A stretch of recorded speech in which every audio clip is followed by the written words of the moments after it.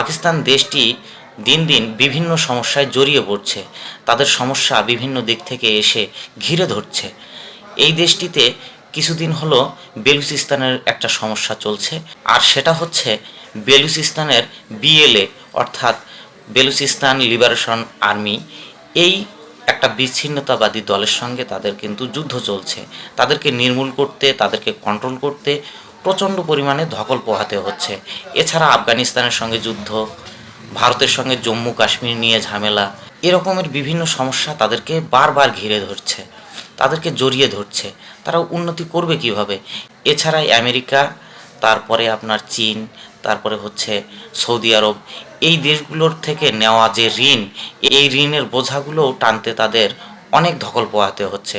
তারা দিন দিন অবনতির দিকে যাচ্ছে। পাকিস্তান সম্পর্কে আপনাদের মন্তব্য বা আপনাদের মতামত আপনারা কমেন্টের মাধ্যমে জানাবেন।